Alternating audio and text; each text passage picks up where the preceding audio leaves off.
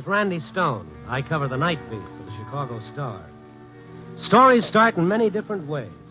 This one began with the pursuit of a dream and ended with the death of a nightmare.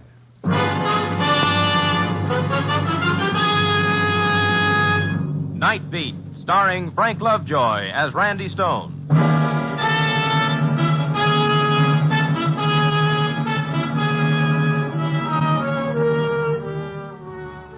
It was one of those quiet, dull nights with the fog rolling in from Lake Michigan and nothing apparently happening anywhere. I cruised the city from the Gold Coast to the river, haunted Ricardo's bar for a while, and later prowled the tougher sections of town. Nothing at all. By the time I landed at Queenie's Bebop Club over on the south side, I was getting dark circles under my disposition. My train of thought was a string of empties going nowhere.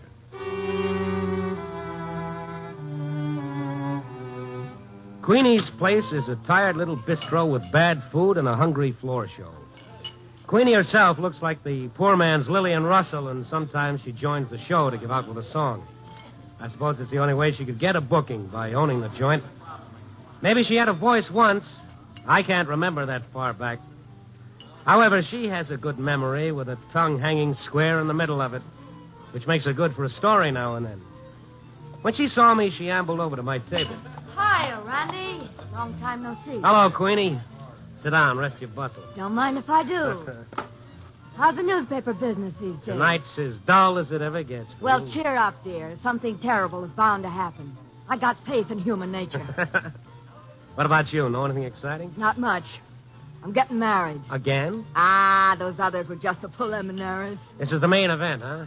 How do you like the diamond you gave me? Some rock, huh? Looks like a stepping stone to success. Congratulations. Oh, you're welcome. Sam's from Texas, Randy, a regular oil typhoon. No kidding. A typhoon. You weren't swept off your feet. You were blown off. He had a ranch down there that was a dust bowl. No water, no nothing. And then one day... Yeah, well, wait a minute, Quinn. Yeah, wait a minute. What? That man who just walked in over there by the bar. What about him? He's been hurt. That's blood on his forehead. Been in a fight. If he's not bringing any trouble in with him.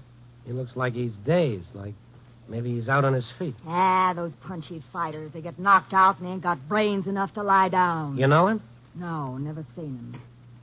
Hey, wait a minute. He's a cop. A plainclothes dick. You sure? I ought to be. He raided my place once. 2-3 years ago.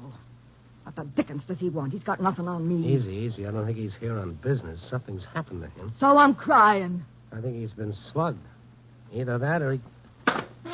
Hey, where did he go? In again, out again. Who cares? There was something about him, like he was walking in his sleep. Oh, sit down, Randy. Now talk to me. I haven't seen you I'm since... sorry, Queenie. I'll be back later. I went out into the street and looked up and down. The fog swirled about the street lamp on the corner like ghosts on a toot.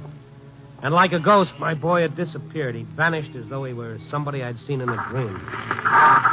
Then I heard a car starting up a little way down the block. It was parked at the curb, and I recognized it at once because I'd parked it there myself. It was my car. Hey, come back here. Hey! Well, I'll be a... Hey, taxi, cab! Right here.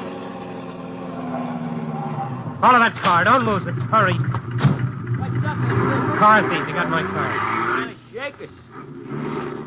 It's cutting down that side street. Not much chance of us attracting any cops around here. Can't you go any faster? Take it easy, mister. We're closing in. We don't lose him first. Not a chance. Yeah, we're getting closer. Crowd him to the curb.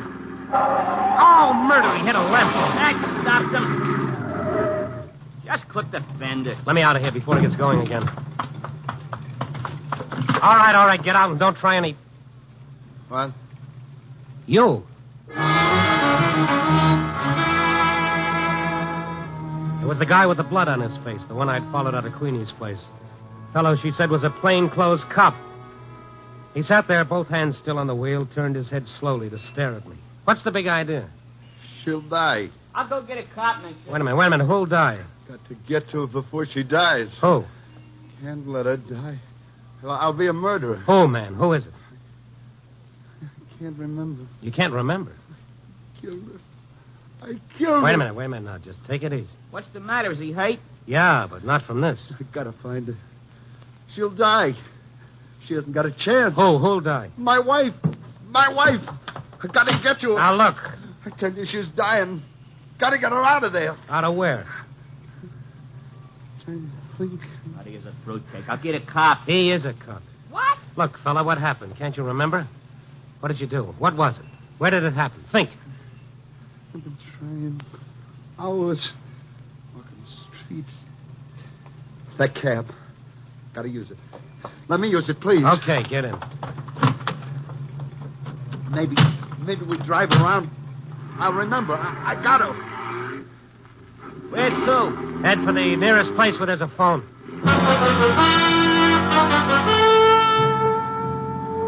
They say that a clear conscience and a poor memory usually go together, but in this case it was the other way around. This poor devil was tortured by a guilt he couldn't remember. The very fact that he couldn't seem to sharpen it and make it worse. He stared at me, his fist clenched, burning in a private hell of blind remorse. Well, if he were a cop, it wouldn't be hard to find out who he was. We pulled up in front of a drugstore, and I asked if he didn't remember being a detective. Now, after all, you wouldn't forget being on the force, would you? Detective. Yes. That's right. I am. City police. What detail? Promoted to burglary 1947. Let me see your badge. Badge? Yeah, inside your coat. What's the number on it? I haven't any badge. Well, you must have an identity card. Let's see your wallet. Wallet? Yeah, get it out, huh? Yes, I have one, yes. Here. All right, empty it. Your pockets, too. $7. Some change, a book of matches, nothing with any address on it, huh? An IOU for $300, signed Hollis Rogers. That mean anything to you? Nothing, huh? This all? Did you look in all your pockets? Yeah, all of them.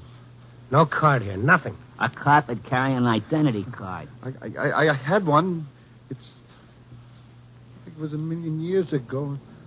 Mixed up. Look, I've got to get to her, I tell you. Well, you can't if you don't know where she is. Stay here. I'll be right back. Stick with him, cabby. Make it snappy, pal. This hack ain't no padded cell. I found a phone booth in the drugstore and called police headquarters. I got through to Sergeant Kalski and told him my problem. Yeah, blue eyes, sandy hair, about 28, 5'11". Okay. So that could be practically 6 dozen guys around here. I'm surprised at you, Stone, letting a nut sell you a bill of goods like that. Oh, now hold your horses, Kalski. You can check and find out what men were put in the plain clothes and assigned to burglary detail back in 1947, can't you? Waste of my time, Stone. The guy's a psycho just because he... Now, wait a minute, Kalski. You were in burglary in 47. I'm sure if you saw the guy, you'd recognize him. He's got kind of a scar over his left eyebrow. That mean anything to you? Scar? Well, describe it. Well, it's curved about 1.5 inches across, sort of like a new moon. Officer, I worked with a scar like that. Guy with a baseball. A fellow named Kenny Day. Kenny Day? He fit the rest of the description? Yeah, he did. What do you mean, did? Why past tense? Because he's past history, Randy. Kenny Day resigned from the force 2 years ago. Oh. Studying law on the side, as I recall. One of those ambitious punks. You got his address? I could look it up in the file. Will you? I'd sure appreciate it. Okay, but... Look, Stone, one thing. This guy you think might be Day, the guy who says his wife's in danger? Yeah? Kenny Day wasn't married. He didn't have any wife.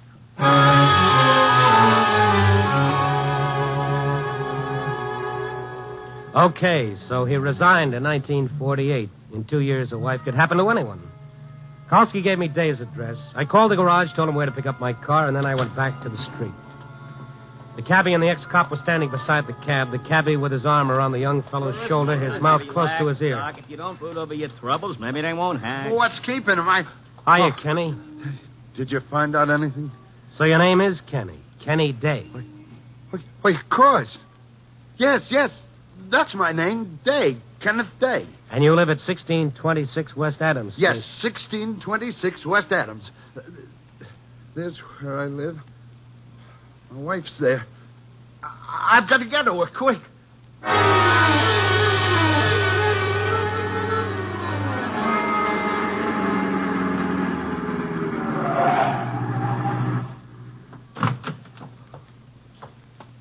This it, you remember?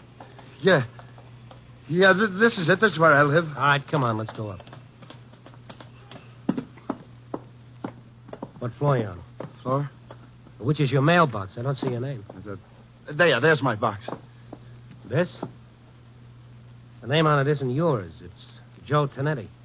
I don't get it. That is my box. Well, we'll soon find out. It's the second floor back. Come on.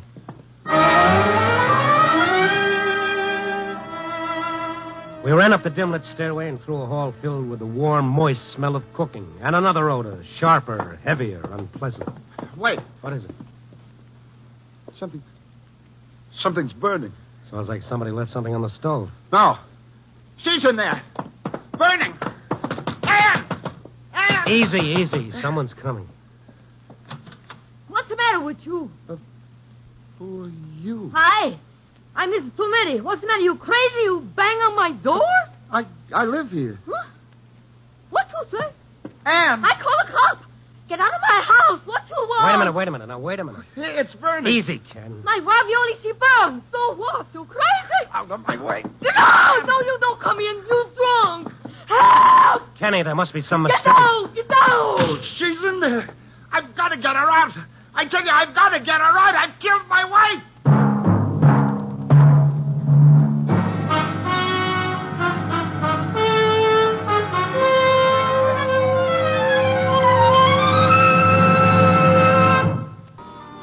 If I could believe Kenny Day, somewhere in this city his wife was in mortal danger and he was responsible. Dazed and confused, the ex-cop couldn't remember how it happened. All he knew was if we didn't find her in time, he'd be a murderer.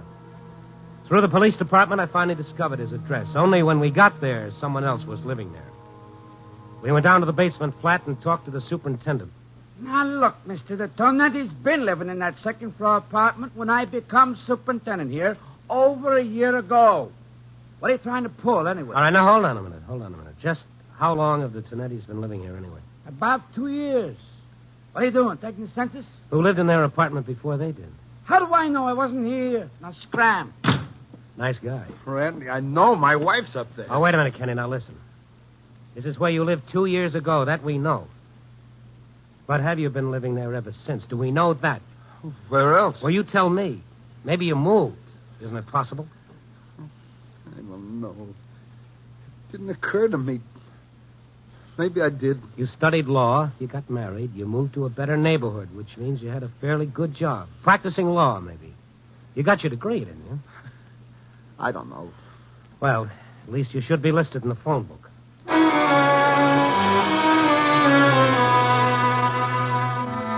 We stopped at a cigar store on the corner, went in, put our heads together over the phone book. No lawyers under that name, but there were lots of dates.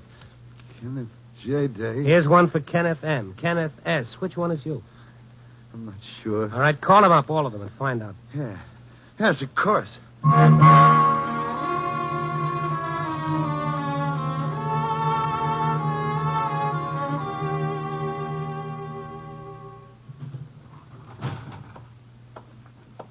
No dice, huh? No. I kept expecting to hear Ann's voice, and yet all the time I knew I wouldn't. She is back there at the apartment. I know she is. Why are you so sure? That smell of burning. What about it? I don't know. I'm going back there. No, wait a minute. Let me call my office first. What for? The city directory. I'll have them check that. I called the store, and the librarian found a Kenneth A. Day, all right. But the only address given was the Adams Street one we'd already been to. As a detective, the only thing I was running down was my heels. Then as I left the booth, I remembered that IOU in Kenny Day's wallet and that signature, Hollis Rogers. Called the office again and had it checked. Hollis Rogers wasn't even listed. We went back out to the street, and I reached for a cigarette, and then another thought occurred. Hey, you had some matches. Randy, the time. It may already be too late. Listen to me. We've got to get back. She's in that house. Will you listen to me? Well, maybe it doesn't mean anything. Probably doesn't, but that book of matches you had in your wallet, it looked full, new. Matches? Let's see it. Yes, of course, but I... All right, let's have it. Here. Oh, came from the Cafe Petite. Think you got him there? I don't know. It's a little joint on Clark Street. Let's get back in the cab. Maybe you'll remember when you see it. Where to now, mister? Cafe Petite.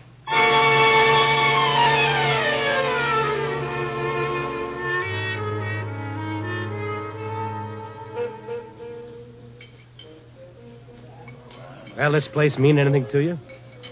No. Nothing. Looks like you've blacked out on anything since 1948 except one thing. You married a girl named Ann. Come on, maybe the bartender's seen you before. Hey, there, gents. What'll it be? Hi, Mr. Stone. Hello, Mike. Hello. I got a problem. No dough. Oh, that's okay. I'll put you on the cuff for a No. It's not that. You ever see this gentleman before? Him? Are you kidding? Have you? You mean you have seen me? As often as most of my other customers. Hey, what's your gag? It's no gag, Mike. He just doesn't remember. You know where he lives? How would I know where he lives? Oh, what'll I do, Randy? What'll I do? Hey, what is this? What's the matter? I figured you were celebrating the arrival. Huh? Arrival? What arrival? Well, I just thought, well, his wife. What are you talking about? What about his wife? Oh, now, look, maybe it wasn't his wife. I just didn't know, see, when he was in here yesterday having lunch with that lady, I figured she was his wife because, well, I could see she was going to have a baby pretty soon. Baby. And... Ann! You remember? Where is she, Kenny? Where is she? That apartment. She must be in that apartment. It was burning. Think, Kenny, think. That was 2 years ago. You don't live there anymore. Randy, I tell you, it's happening now. It's happening now. She's helpless. I tell you. Get a grip on yourself. It's no good going to pieces like that. Now, she was about to have a baby. You remember that, don't you? Yes, I remember now. Ann, I can't think. I'm afraid, Randy. I'm afraid. Come on, easy. Relax. Now you're shaking. Hey, what is with him? There's only one clue left. That IOU. Who is Hollis Rogers? Try to think, Ken. Hollis Rogers. No, I don't remember. Hollis Rogers. Why would you lend him $300? I don't know. I don't know. I never heard of him. Randy. Say, I know a guy named Hollis. What? Hollis Rogers? Well, I don't know about the Rogers part. Anyway, the clerk at the Acropolis Hotel calls him Hollis, if that means anything. Acropolis Hotel. He worked there? Yeah, hot stick. All right, come on, Kenny. We might as well check it. We've got nothing else to go on.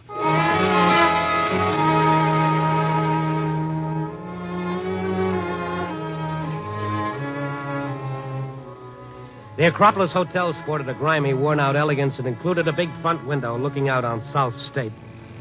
The lobby was practically deserted except for a bulky character in a wrinkled suit fast asleep in the armchair. Hey. What? Oh. That's Craig going out, huh? Okay, I'll register you, John. No. We didn't come here for rooms. Huh? Is there a house detective here named Hollis Rogers? Yeah, there is. Me. Why? Of course. Hollis Rogers. Huh? Well, Kenny.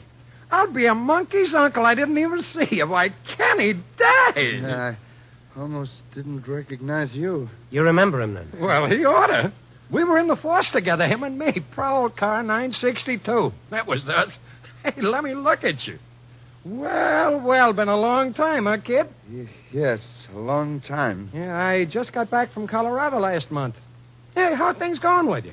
You was about to leave the force, weren't you, just after I resigned? Yeah. Mr. Rogers, you mean you haven't seen Kenny since then? No.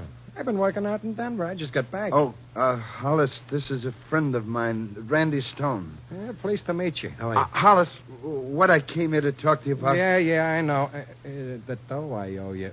You know, I'd have paid it back a long time ago, kid, No, but it isn't that. Did Kenny ever write you telling you where he was living or the name of the firm that he was with? Huh? I know. Why'd you ask him? Hollis, remember the name of the law firm I went with? Heck, no, I don't remember the name. All I remember is that you wrote me once you hoped someday to get your name tacked onto the end of it. Hey, what's the matter, kid? Nothing. Thanks anyway. What you need is a drink. No. Help you forget your troubles. I got some right... Come on, Kenny, let's go.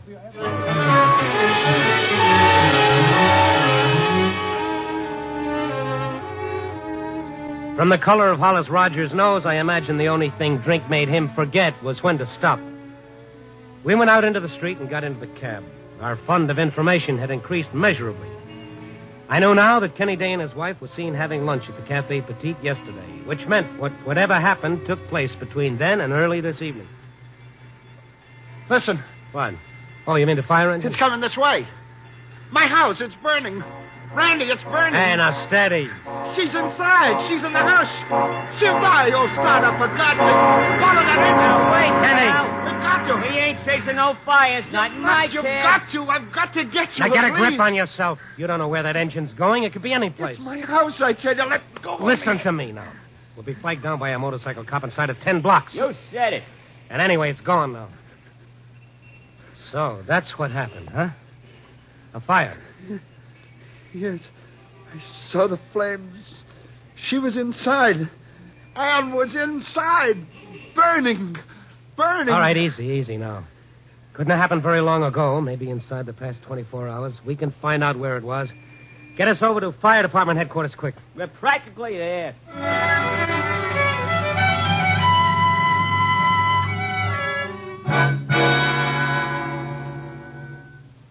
You mean you don't remember where you live?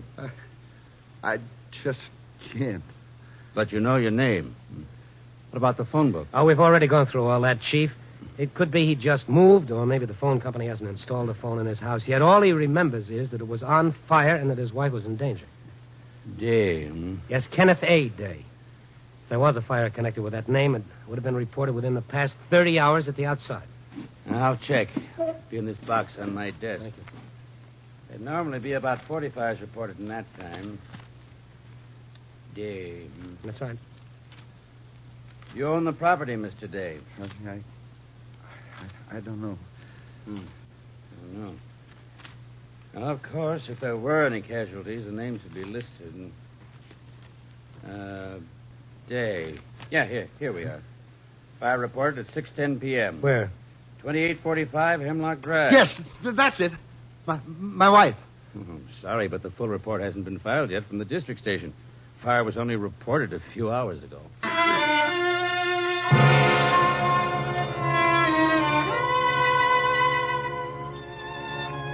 The 2800 block of Hemlock Drive was a neat parade of white stucco bungalows way over on the northwest side. Wasn't hard to find number 2845, because 2845 was merely a gap in the moonlit row of houses, a gap as conspicuous as a missing front tooth, and littered with the charred remains of what had once been Kenny Day's home.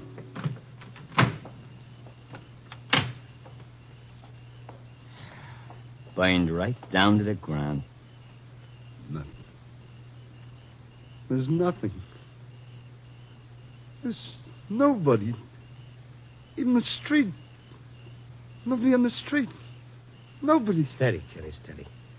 There's a light in the house across the way. Let's try to find out what just did happen, huh? And she was in there. Kenny, there's no use standing here. She phoned me. She wanted to come downtown.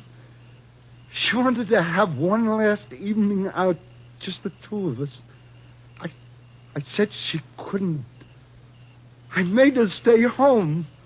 I didn't want her to come downtown. I was afraid maybe if I hadn't made her stay, she'd be alive now. Yeah, I killed her. Kenny, it wasn't your fault. You were thinking only of her welfare. Here comes a cop, Randy. Hey, what are you doing? It's all right, officer. That used to be this man's house. Huh? Oh, why, hello, Mr. Day. I didn't recognize you in the dark. Too bad you're losing your house, especially with the baby coming. Should I be congratulating you now? What are you trying to say? Wait a minute. You were here during the fire? Yes. What do you mean? Should you be congratulating me? What happened? Tell me. Why, you... Say, didn't you go to the hospital? Hospital? What hospital? Good grief, man. When we couldn't find you, we thought you'd come to and headed for the hospital during the excitement of putting out the fire. The fire? Yes. I came home, and it was burning. And I tried to get Ann out. They wouldn't let me. They tried to hold me back. Yes, and he'd have burned to death, too, if one of the firemen hadn't given him a tap and knocked him out. We set him on the lawn across the street. Well, what happened? My wife, they got her out? Why, sure. She headed for the hospital before you even arrived. I hope she made it because she was sure racing the stork. What hospital? County. Thank you. Kenny, come on. Wake up. Let's see who won that race.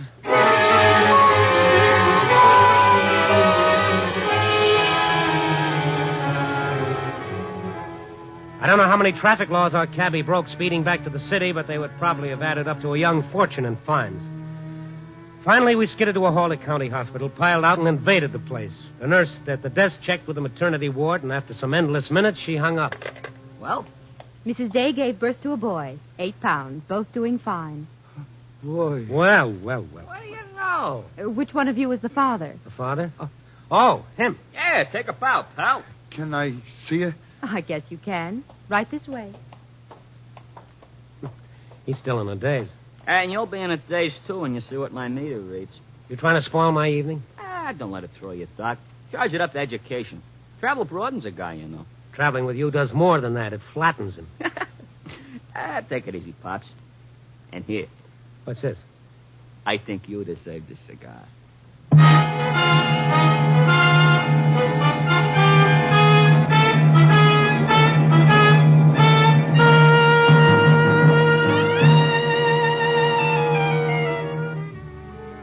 Well, another night about to slip into sunrise and another edition about to go to press. Kenny Day's battle with his conscience is won, and the curtain of his subconscious is lifted, as they say in the psychology books. Not that he really had anything to feel guilty about, of course, but conscience works in peculiar ways. To some people, it's as useless as a glass eye at a keyhole. It never keeps them from doing anything. It merely keeps them from enjoying it. Yes.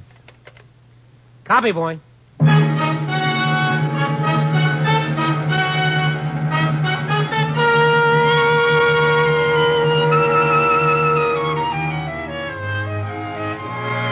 Nightbeat, starring Frank Lovejoy, is produced and directed by Warren Lewis.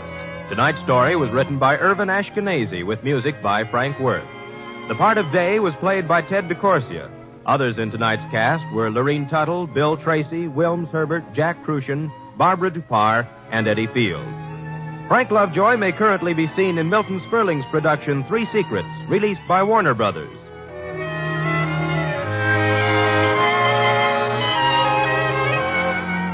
Listen next week at this time and every week as Randy Stone searches through the city for the strange stories waiting for him in the darkness.